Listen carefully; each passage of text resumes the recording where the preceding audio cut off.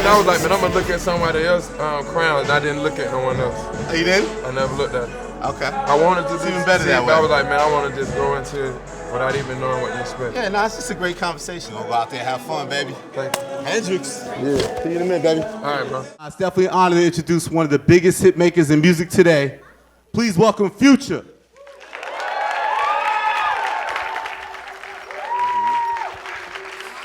Just being honest.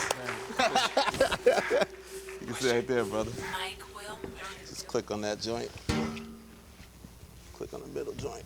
Yo, what's good, everyone? Tell them not to be quiet, Future. Tell them turn Man, they up. can't be quiet. You know, this is Atlanta, man, the home of the turn up. You know what I'm saying? Man, it's good. It's more intimate. I like the setting of it and everything to be able to converse back with you and let the fans get their questions in. No Me doubt. And you go back No and doubt. forth. I was telling them the journey, like I wasn't, you know, there was a couple of cats that hit me in the head to let me know the power you had in the game. One was DJ Drama. Yeah. You know, he was like telling me, like I said, like, you know, you don't understand, this guy got the clubs on smash, like. No, when we first came out, you know, we had a little formula working for us, you know what I'm saying, to just stay consistent in the club. We started with the script clubs, you know what I'm saying, and then it just brought. You say we talking about you and Mike Me Will? and Esco, you know what I mean, the first. whole team. Mike Will made it, everyone. We was at 11th Street for my engineers that worked with me, to all the producers from Northern B, to Willa Food, you know what I'm saying, those dudes like that. Everybody supported me from day one, to DJ Funky, Don Juan, to Blaze and Saddles, to Pinups, DJ Shouty Rock. All these DJs played a major role. Right here in C, right here in Atlanta. Yeah, right here in Atlanta. Yeah. So what was it? It was what, Dirty Sprite era where it really started to break through? It started breaking through. Dirty Sprite was the first one that really broke through because we had the racks on racks. It was on the radio, so it started breaking through. Yeah, no, and I mean that's the thing with a lot of artists can have those records though, but it was like even though it may just been a local thing, to be able to be in a club where they're playing like 30 minutes of just your records, like what's that? Man, it was unbelievable at the time, but I really wasn't caught up in it. I just stayed working, you know what I'm saying? I wanted to stay consistent. I just stayed hungry. And you're very patient. Like the album today, like I said, the second album. The Honest. second album. It's been 2 years, you know what I mean? Pluto Yeah. dropped April 17th, and 2012, 2014, now we back again with Honest. And it was a process though, like a journey to really put. Yeah, this it was a together, process, right? but during the whole time, I was always working on music, so I was always working towards the next album, but I didn't know the title of the album. Then when I finally came up with one title, Future Hendrix, Future Hendrix, yeah. then the music started changing. I was like, man, I can't just go there too quick. And we took a step back just to get the fans back engaged with me, you know what I'm saying? Because I took a long break throughout that period of time, just making records on my feature records. Yeah. I was featured on Bugatti, I featured on the Love Song. Then we had the Miley Cyrus with the Real and True. We tried to jump it off after Honest, and we was like, man, it's just that connection. It's a disconnection because we understand these records are hits, but somehow, some kind of way, it's just flying over people's head. So we had to come back and do the Move That Dope. So I was gonna ask you, so that wasn't planned, like when you felt the reaction, Move That Dope as a result of kind of the mixed reaction to the Miley Cyrus record? Yeah, because we were like, man, the Miley Cyrus, it was too big. You know what I mean? The song, it was heartfelt, and at the same time, we know what we put into that record, and we know what that was, but we was like, man, we know this is a great record, but how do we get the listeners to listen to these records? You have to have those Move That Dope because that's my core fans, and get it and build from there. So that just changed the whole focus of making sure that the album was moving in the Yeah, right that's why we direction. did the shit. We did the Move That Dope. Then we came back, you know what I'm saying, and started working on songs like Mama, featuring Wiz Khalifa. Did the T-Shirt Crazy with Northern B. Did the Ain't Never Satisfied with Drake. And just balancing the whole album out, sequencing it right. Move That Dope, you know, that's a hot record, man. Yeah, that's a hot record, man. It's moving up the charts. It's like number 7 on the charts. It's probably been out about a month, about 5 weeks now. You know what I'm saying? So the position that it has. And it was unconventional, right? To share the ball with other artists on that record, like to not. Yeah, that was actually that was our Mike Will idea. When I did the record, I did the hook, and I didn't do my verse, and then he took a verse from off another song and put it on Move That Dope, and I was still iffy about it. I was like, man, it don't fit Future Hendrix, and he was like, man, I played it for Pharrell and I played it for Pusha T, and they want to be a part of it. And then once they heard the record and they got on it, it was like, we're gonna make this the first single. So it was all his idea. Yeah. And then Pharrell really came through with his verse. I mean, why do you think you're able to get the best out of your collaborators? Did there a certain vision you had? And so inspiring Pharrell to get that type of verse from him? They know I'm very creative, so it's just nothing. It's like you can always step outside the box and be who you is or be who you want to be on a future record. We'll show that side too with someone like Pharrell, yeah, right? Exactly. You always show your versatility, and for Pharrell not even sing on it and just go back to doing a verse on it and rapping, man, it was just big. Obviously, even calling him Move That Dope, like a lot of the record to me, like listen to it, you refer back to your past, and you was a D-boy back in the day. Yeah. I come from the streets, you know what I'm saying? But at the same time, man, we'll never glorify it, but it's in me and it come out me when I'm creating my music. Does it surprise you that it still comes out even on the second album? Like, you know what I mean, to go back to the past, because obviously you're not living that way now. So Nah, it don't surprise me because I was kind of putting it on reserve. A lot of things I didn't want to talk about at first. Like Itchin' was one of the records when I did it, I didn't even want to put it out. Mike Will was like, man, you got to put this record out. It was too much of all of me. I didn't want to give all of me too much to the fans at the same time. I was like, man, they might don't like the person that I really am.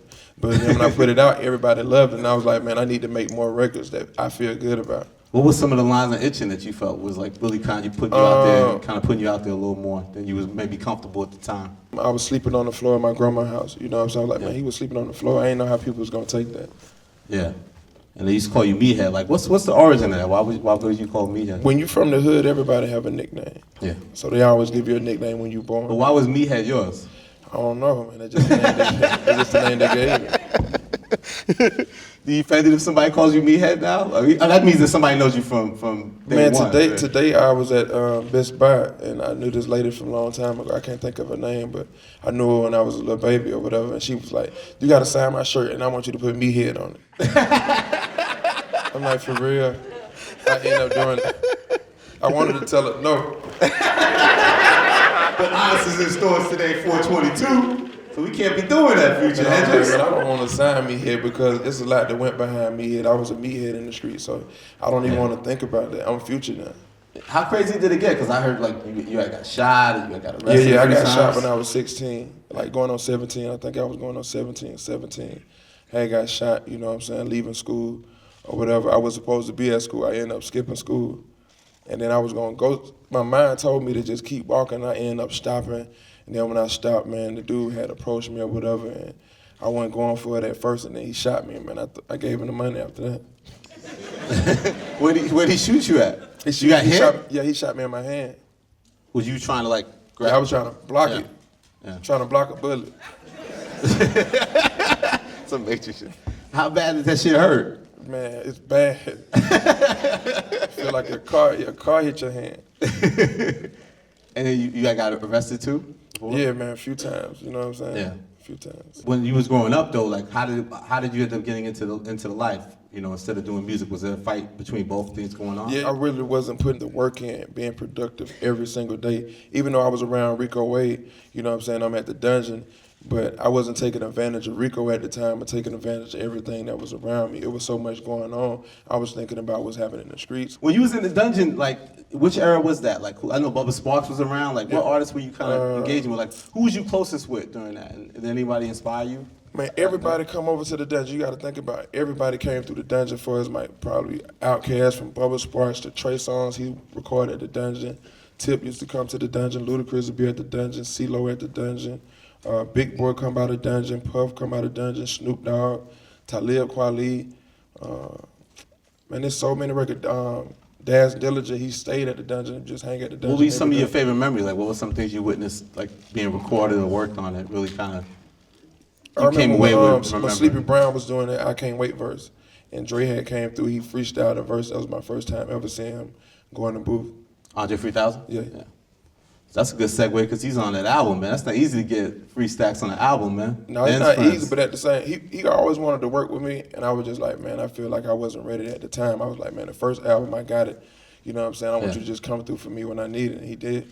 How did that record come together, that Ben's Friends? Because I heard that's when, that wasn't like sending something, that was like you guys was really in the lab. Yeah, we was in the lab. We was going to the studio, and we popped up at the studio, and you know, every time I work, we don't too much like people to see how we create. So me and Dre, we like the same kind of way, and everybody was at the studio. So, of course, man. So the first day he did Hendrix and free stacks, man. Exactly. The first day he wasn't comfortable. Yeah. He wasn't comfortable at all. So we just listened to some beats, and then we picked the beat. Rico Wade, he had a beat, and it was organized noise beat. Was like, man, we need to do something on this Rico Wade beat. Then we ended up getting back in the studio, came up with Ben's Friends. At first, we never came up with the title to the song until we turned the album in. That's when we called it Ben's Friends. What's the concept in your mind of it? Like, how did it come together? Like, Just like, man, you don't care about the materialistic things that come with the fame. You know what I'm saying? Like, you want a person to love you for who you are. Yeah. And you guys took I heard you took like almost a month to put the final record. Yeah, the final record, it took a month because we was going back and forth, adding different things. The third verse came probably after the third time we mixed it. We mixed the record like 3 times with 2 verses on it. By the third time we mixed it and mastered it, we turned around and did a whole nother verse. And then when we did the verse, we mixed it again. And once we mixed it, he heard something else. He's like, man, I want to do something. I was like, you need to do the what you told it, or what you told it. Then we started putting those in the background. And he was like, man, yeah, that's dope. And then we built from there, and then we ended up mixing it. And we had to turn the album in. That's the only reason we stopped. You would have kept Dre would have kept going. I tapped out. I was like, man, I'm good. But that didn't upset you. It seemed like it inspired you almost, right? Because I knew he got them Grammys. I was like, man, that's how he got them Grammys. I'm going to follow his lead.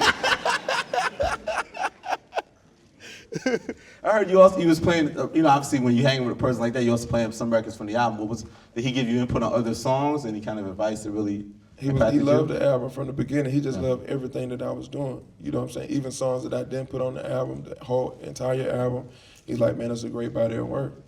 And him and Big Boy brought you out of Coachella. That would definitely have to be a huge moment for you. Man, right? very huge moment because. Did you know? Like, when did you get the call? Like, was official? Like, what was that? Like, probably like 3 weeks ago. Okay. So you knew in advance? Before the actual show. It was 3 weeks ago. They told me, they called me on the phone. They was like, man, we want you to come out and rock Coachella. I was like, of course. You know I'm going to be there. And when I got on the stage, you know what I mean, dancing around and just performing with my favorite group of all time, man, it was unreal. Yeah. And then it would seem like it wasn't clear, like, because it was the first show they got some criticism because they hadn't been out there for like 10 years, right? Yeah. A lot of the stage cues and like things weren't really, He didn't sharp want as to they be was. out in the audience because he haven't been out there in a long time. It's been 10 years since he walked on the stage, and he'd never been to Coachella. Nobody told him, nobody warned him. Like, man, there's hundreds of thousands of people out there. He walked out and was like, hold on, let me go back to the back. That's why we got Hey Ya with his back to him. I was like, man, come on, man. He was like, but the next week he came out, I was like, you got to put the wig on, bro. They want to see the old 3-step. But it seemed like also too, like with the song, like internet people, they just love to cause drama. They was like, look at Andre cut Future off, like he didn't do the verse, like, cause did it end kind of abruptly the set? Cause was he supposed to do his verse, or was it kind of a mix-up? I knew he was about to stop it because I could see it in his face. Yeah. I was just waiting for it to happen. So you didn't care. He was just like, nah, man, it happened. It was a moment for me, yeah. You know what I'm saying? And I already know how he is. Like, me and him, it go beyond rapping and beyond the song. Like, we got a real relationship. Speaking of real relationships, I think people are fascinated by your relationship with Drake. You know, Drake's actually one of the first ones too. Like, I remember when you did Tony Montana, and I wasn't connected to your movement yet, who you were, and I was just like, this Tony Montana record, I don't know. It's like, is it whatever? And then he jumped on the remix. Yeah. And I remember I texted him or emailed him, and I was like, yo, it's Tony Montana. I don't know. He's like, yo, fuck that. That record's hot. You don't know what you're talking about. Fuck you. Like, he just played me like I was stupid. Like, so. Wow. And then I know he loved like Chosen One and other records. Like, he was just always just a big proponent of you. Like, how did that relationship develop? Just through music. Like, he called from day one when I was doing Tony Montana. He reached out to me and was like, man, I want to be a part of this record. I was like, man, get on it, but I don't really want to I don't do the politics and stuff. I know how the things go and all this. So you really don't have to do it for me. He's like, nah, man, it's cool, I'm going to do it. And he ended up getting on the record, man. And I was like, it's cool, you know what I mean? Shout out to Drake. But you know that speaking of Drake, you got this Never Satisfied record. Yeah, and everybody's not satisfied. They're mad at you, man, that record is so short, man. Why is that record so short, Future? Why you playing with us, man? We did Never Satisfied. We did Good Cushion Alcohol. And I ended up giving it to Wayne. And then I was like, I'm going to save Never Satisfied for myself. Me and Drake, we did 4 records that night. And then we actually finished the whole entire song. But then when he went on tour the beginning of the year and I was about to turn my album in, he was like, man, I want to say my verse over. I don't like my verse. I was just like, man, yeah. I couldn't do nothing about it. But it seemed like with you guys, your relationship, I wanted to ask you about your relationship because it seemed like even though you guys are still close, you guys have had like public differences at times. Yeah. You know what I mean? About like the Tony Montana video, and then it seemed like a discrepancy about the tour before Pop. Like, why you've always been able to have these things, and then how have you been able to mend your differences? Because it's bigger than that for me. It's always been about the music from the beginning, you know what I'm saying? From my first conversation that I had with him, it was about the music. I was like, man, you don't even got to do this for me.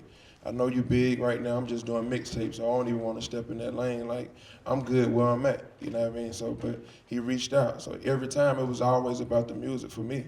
But those were real issues at the time, the video thing and the tour situation? The video thing, I didn't know nothing about it. It was like once, cause he did the song, I wasn't signed to a major label. So when he did the song and then the major label, when I got signed, they was like, man, can you reach out to him? Because we've been reaching out to him and he's saying no to us. But we already had a relationship where we was talking to each other on the phone ourselves. And I didn't know he was the label was going to his managers and trying to get it worked out with the managers, when from the beginning I could have just talked to him and worked it out. But then once you get the business into it, everybody got their hand in it. Yeah. Everybody got their hand with, because they want to make sure they did it, or they want to whatever the case may be. I hate that whoop whoop. It got blown up out of context or whatever. And yeah. Man, I wasn't even thinking about it. I ended up dropping 20 more smashes after that. And then it seemed like the tour thing, there was an issue. You played the album for Billboard, and you felt like there was some kind of misunderstanding that when I played that album, I told him, I was like, man, he got a great album. I was like, Drake a dope artist, he a dope writer. I said so many good things about him. They didn't put that in the interview though. Yeah. Or what the part that they put out, they didn't put that in there.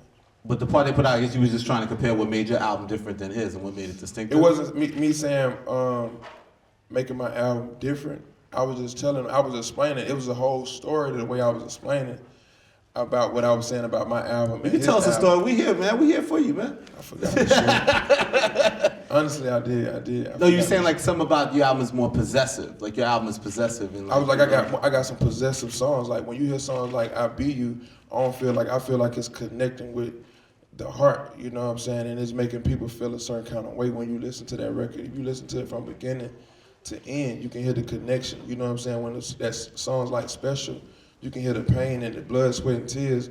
Those records are not just average records. Those records where people can listen to and feel like, man, you talking to me. That's possessive. Yeah. But once the thing went out there, then it was talk of you not being on the tour. Did you ever feel like that was really going to fall apart? Like, how did you guys work that out to? Man, I never thought about it. I just let everything happen. You know what I'm saying? It is what it is. And it didn't mess with the tour experience. And I thought what's cool about it, I guess, for you as an artist to have that look, you not only do the opening set, but Drake brings you out the headliner set to do the song. On his set. How was that planned out? That obviously was a great advantage for you to get it was a great situation for me to go out and just pack house, sold out every night. So you know what I'm saying, getting to come back out and do same damn time, and we do good cushion alcohol together. And then he let me do same damn time, just rock the crowd. So speaking of YFCMB, another one thing people mad about this Nicki Minaj record. He was telling me there's so much drama with that record, and that's why it didn't make the album because of the sample clearance issue, right? When I did the record, this is Rockstar Life, right? Yeah, Rockstar Life. I don't really too much know about George Michael, but I remember the song. I remember the melody in my head. I always remember the melody since I was a kid. So I would just start, and I did one of his melodies over the Rockstar Life. And one time when it was about to get clear, he didn't want to clear the record. What was the Kelly Swiss, what was the melody? That all my life and all my is of it. So I put my words to it. Rockstar Life. Yeah, you played me that one, that shit. Yeah, but he didn't want to clear the record. It was him. I tried to do whatever. I was like, man, I'll give you half of the publishing. We'll pay you whatever. Steely Dan, whatever you need. Hey man, whatever you need. He was like, man, I'm not going for it. I don't want the money. I'm not clearing it. Yeah. So it wasn't me. Because of the hook, so it wasn't even like a Yeah, it was a sample. It wasn't a sample, it was just interpolation of the hook. Exactly. And then he said they hating on you. And then you try to do it over, and then I guess Nicki didn't like that version, you said? When I did it over, she said her verse was off, it was off key. Like, it was a lot just this say, that say, you know what I'm saying? I never heard it come out her mouth. It was just, that's what I heard. So now this hot record's just kind of in limbo? Like, what do you think's gonna I'm trying to put it out. I'm still trying to put that record out. I got another album that's on the way. That Free Band Gang album we're working on now, so hopefully. Compilation. Yep, that compilation. And one more thing back to Drake. So somebody told me a story that you sort of was like, because you guys also push each other creatively, that started from the bottom, came from an idea that you had? Yeah. He was at the studio. He was working with me, and I was. It was around about the same time. See that relationship? You guys are like brothers, man. You guys, it's funny. When he was over at the studio, see, a lot of time people, because I don't have an Instagram, so I'm in the studio with so many artists, and you'd never know I'm in the studio with them. Yeah. How much I'm in the studio with him. But he was over at the studio working with me, and kept telling my engineer, started from the bottom. He kept thinking I was doing a song called Started From the Bottom. And he had the beat, so he just was like, started from the bottom, now we here. And then that's how he got the song. You inspire people. Exactly. Can you clarify this Beyonce thing? I don't understand. I'm still confused, man. I've seen you talk about, somebody said that Future said he wrote the song and said he didn't write the song at the same damn time. Like, I don't understand, like. Nah, man. Because I love Good Morning. Good Morning's a hot record, so like, what's. I was working on We Just Getting Ready for B.O.B., the record. I was doing that. I was in the studio. Just Getting Ready for what, I'm sorry? I was working on B.O.B., the song. Oh, B.O.B. We Just Getting Ready. Yeah. I was doing the hook for B.O.B. at the time, and I was in the studio. When Detail, he came to the studio, I'm in the booth, he cut the music off. Man, I'm about to work with Beyonce. Can you please do this record, man? I think she like your, she liked the way you do your songs, and she was mentioning this and that. I was like, man, I'm not finna do no song. I'm not about to do no song for you, Detail. He just telling her, because we was working so much together, and he ended up getting me to do it. Just cut it right quick for me. Just cut it, do the song. Then he ended up putting me in the booth, and I started doing Drunken Love.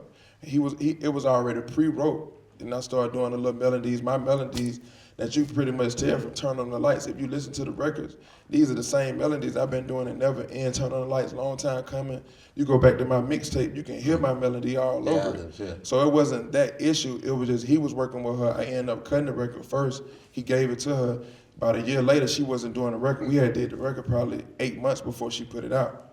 So I did Good Morning. We was doing Good Morning. We did I Be You, Side Effects, I Be Yours, songs that's on my album that you can hear. Yep. We did those records. That was a certain zone. In that same week, me and him, we get in the studio, we just work. We might do 20, 30 records in 1 week. You know what I'm saying? We gave some that Tap Out. We gave that to Rich Gang. We did the Rich Gang album. It ended up going #1. I was doing I Want to Be With You. It was just so many records that we was doing. We just giving them away. You in Detail. Yeah, me in Detail. And he gave that song. Then when I was gonna put my album out in November, I was gonna put Good Morning on there. Cause I was like, man, she never gonna put it out, man. We need to put that record out. I love that record. He was just like, man, let's just make another one.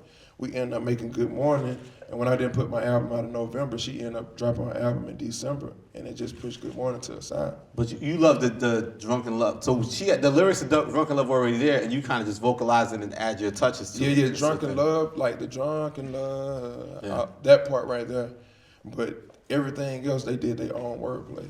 Yeah. But on the Good Morning, you have that We Be All Night and those kind of things. Was that written around the same time and took different elements of both? Everything was written around the same time. But I'm still not clear. Why aren't you properly? Why is this a confusion? Like, why aren't you just properly credited for that song? And then why can't you put Good Morning out if you choose? I don't know. Okay. You gotta ask them that. I'm like, let me put Good Morning out since y'all put Drunken Love out. Like, nah. But you're not credited on Drunken Love though, right? Nope. Okay. That's why they want me to put it out. Was it frustrating that like some of these songs had these kind of like political, situations that kind of? It's always frustrating.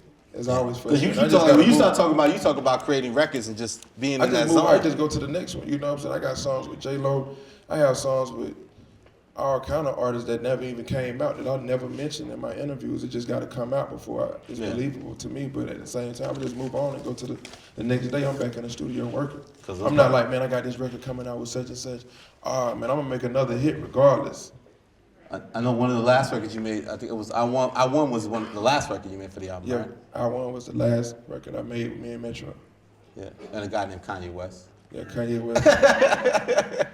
He doesn't give a lot of features out, too. Okay. No, actually, I sent him 4 records, and he sent that one back the next day. But did you have the concept? Is that what it was? Yeah, I already had the concept. I had the concept. It was done. He just put his verse on it.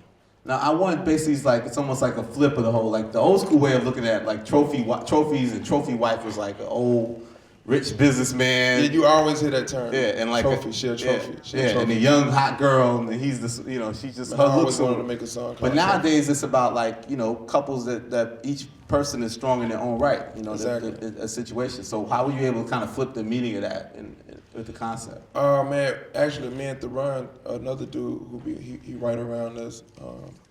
We just came up with the melody, and then I just flipped it, man. It came to me.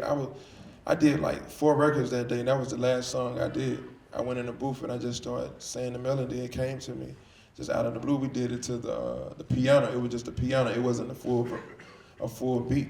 But I loved the piano so much, I just made the song to the piano. And I told Metro, man, you gotta just put some unique sounds in it, go back over it. We kept working with the beat, and about 2 days later, I was developed. But it was not about like, like objectifying women. I saw somewhere you said it's about uplifting women. Yes, uplifting women, just letting the women know they trophies. What if they don't want to be trophies? Then you got a trophy. You got a trophy. But Sierra likes it. Yeah, she love it. She love it. She love the record. It seemed like, next thing we know, like that relationship, having this public relationship, how you have adjusted to that? You know what I mean? Being so high profile in a relationship. How's that been for you?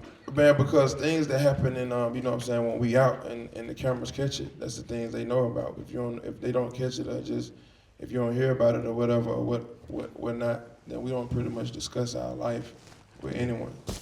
But a lot of the motion of the record, in songs you have, like you said, like I Won and maybe I'll Be and stuff like that, you are talking about the relationship in some sense, right? In some sense. Real and True was more me talking about the relationship. But I Be You was just me putting myself in a woman position, like I'm gonna be you. Do you think that part of why she's the right person for you is because you guys can relate to so much career-wise?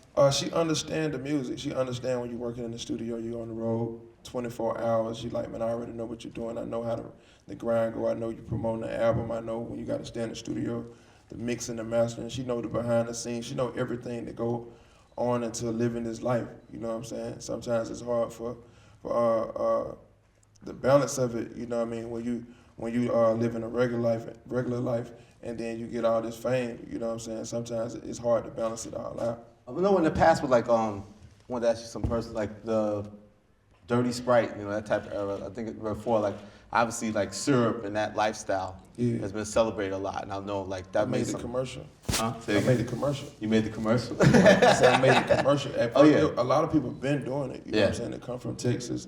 A lot of artists been doing it. I feel like Dirty Sprite just made it more. They was more aware of it. And that's something you had to give up, right? Yeah. I tried to. My kids here in the front row. Oh, sorry. Talking about Dirty Sprite. Daddy, don't do that no more. I don't do Dirty Sprite, man. Say no to Dirty Sprite. We've come a long way. Yeah, man. It's funny because we was doing the Crown Flyer and like get these different pictures and get the right picture of you. And it's like you had your press shots, and then you changed your locks. You dyed your locks blonde. Like, what was the decision? Hendrix, not for real. What made I always wanted to identify. I gotta have my own identity. I can't just be looking like everyone else. You know what I'm saying? I'm a rock star. I gotta stand out when I walk in somewhere. I want them people to be like, man, that's Future. They gonna always remember me. You're already tall as hell, man. That's what rappers are usually short. A lot of time, it was some tall dudes with dreads out there trying to imitate me, man. I'm gonna see if you go blind and pull it off. No, but it's funny. I was talking to a couple of DJs. I tried to soak up the city and come out here a couple of days in advance and really, pay respect to ATL and really kind of, soak with the environment, do some radio, talk to some people, and like, before it was like me understanding the impact you was really having and not really knowing, and then now seeing how much of your influence is in this new generation of artists. Yeah. And it seemed like before it used to be a lot of things that people question you like, well, does Future hate, Rich Homie Quan or this person because they sound like him? But it seems like now it's just a point where there's like so many artists that obviously are influenced because now you're like established that it's not even about like a one-on-one type of thing. Do you feel like you just have overall like inspired this new generation and can kind of look at it from more like a pride level instead of a competitive level? I'm the king of turn up. Like for us, like I built my foundation solid. You can hear every melody, every line, every verse, every hook from 1,000. If you go back to 1,000, man, I wrote like the dictionary for what you use words for designer. People wasn't talking about designer that much of clothes. They wasn't saying turn up. Go to their records. No one ever said turn up. No one said movie. No one was saying yeah, and they ad libs. All they ad libs, everyone ad libs, from your ad libs to the way you do your verses to your melodies. It come from Future. I don't care any artist that come out right now. You know what I'm saying? It's just hard to get away from it because I did the blueprint. I laid down the foundation. for you to come back behind it. You know what I'm saying? And I ain't got no problem with it because I know the foundation I laid. I laid the foundation for any artist to come behind me in Atlanta and get put on. Well, like you also say that you don't listen to I don't listen to no rap. Yeah. No rap. But is that because you feel like people take your style too much, or it just yeah, because I always want to be different. I want to be creative. So no rap. I never like. Is no one I can say I ride around to your album. So then, how do you think you fit? Does that make you feel like? Then how do you feel like you fit in the landscape? If and I'm not saying that like with no ego or that. I just don't listen to it. I don't listen to it. So do you feel like you're in a conversation where you're trying to compare, like that people should view you as the top artist, top hip hop artist? Like, how does the competitiveness take place? Originality, man. You gotta give it to me. Yeah. Originality and consistency. You gotta give it to me. But even though I had all those records, I had probably 10 records on the radio. They still didn't give me no awards, no nothing. Like I had Love Song, Bugatti, Good Cushion, Alcohol. Then I wrote the song for Body Party. And I had probably Same Down Time or just Never End with Kelly rolling on the radio all at the same time. So it's but none of these records even got an award. They even went up for an award. You mean like Grammys? Because it's like I'm cheating. It's like you what? It's like I'm cheating. It's like, man, dog, there's no way you can have all these records. So they're just not gonna give it to me because it's come too easy to me. Yeah. So they're making me work for it. That's how I want it. How do you do that though? How do you write a hit? Like what is it? What is? I write so many songs. I do 10 songs a day, and it's just not every song the same song. But all 10, do you have to kind of write something and it doesn't work and then it gets things some of it don't work. Sometimes I never finish it. Sometimes it might just be a verse. Sometimes it might just be a hook. But I just continue to work. But do you feel like people should compare you to other hip hop artists, or you go out of your way to not be that way? No one, because no one can do what I do. Like they always trying to confuse me. He rap, he's singing like I got this melodic thing on lockdown, and I come from the Tony Montana. I did Tony Montana. I wrote racks on racks. Like they don't even know it. They were so confused. Like they don't even have a clue. They not even known to me yet. And you also brought auto-tune back. Jay-Z tried to kill auto-tune, man. You brought it back. What happened? Yeah. I never listened to him, so I never knew who said it. If I would have listened to him, then his words would have probably got into me. I was like, man, I can't do it. But I never listened to it. Like, I never listened to the song. Does it irritate you when you started making these hits and they try to compare you to T-Pain because T-Pain was a songwriter and was using T-Pain never did a song like Tony Montana. He didn't come in rapping. Yeah. I came in rapping, I was rapping. I did Turn on the Lights. Same Down Time and Turn on the Lights was done on the same day. I did Turn on the Lights, Same Down Time, and Never End on the same day. I could have put Turn on the Lights out before Same Down Time, but I was like, they're not gonna take it to me. They're not gonna take me doing Turn on the Lights. I just came from doing Magic and Tony Montana. I go from Tony Montana to Turn on the Lights, they're gonna think I sold out. But if I do Same Down Time and put Turn on the Lights on the album, man, they just gonna buy into it. And that's so even though you rely on melody, you don't like when people try to look at you, put you an R&B label to you because you're a hip hop artist. You rap. Yeah, hip hop. And so when did you first realize that you wanted to put some type of effect in your voice? And then when did you know that was going to be done, that you felt you were doing it in a creative way? I feel like my voice is an instrument and I just know how to use it. So it's just like being in key with just like with a piano. You got to put the piano in the key. You can't just put the piano, you just can't play a piano without putting it in the right key. You can't play a guitar without putting it in the right key. So it's just about putting my voice in that right key with the right tone. So what's your goals with Honest? Like, are you concerned about first week sales or having a #1 album? Like, what's gonna make Honest a success in your eyes? Man, just the fans loving the music because I know it might not reach what I wanted to reach because the timing of it, you know what I mean? My audience got to continue to grow so they can get the message that I'm giving them and they can get the songs. A lot of people just don't even know about songs like the Andre 3000, What You Told It. For me to have Andre 3000, Kanye West, Drake, Wiz Khalifa on the same album, man, and for real, he rapping on the record, man, it just says a lot. Like, no one does that. Well, Future, man, I appreciate it, man. I know the journey to get to the next level, I have no doubt you're going to continue to grow, continue to make those hits. Man, thank you. Keep it honest, man. I appreciate letting me having you in my city, baby. Honest Hour. Future Hendrix. Thank you guys for coming out. Appreciate you. Make sure you go and get the album.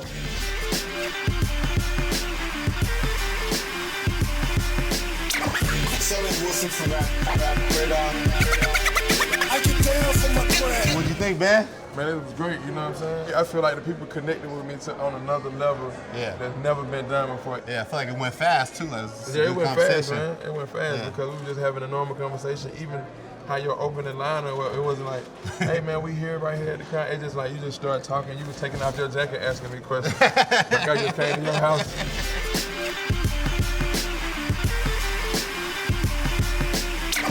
Selling Wilson from rap radar.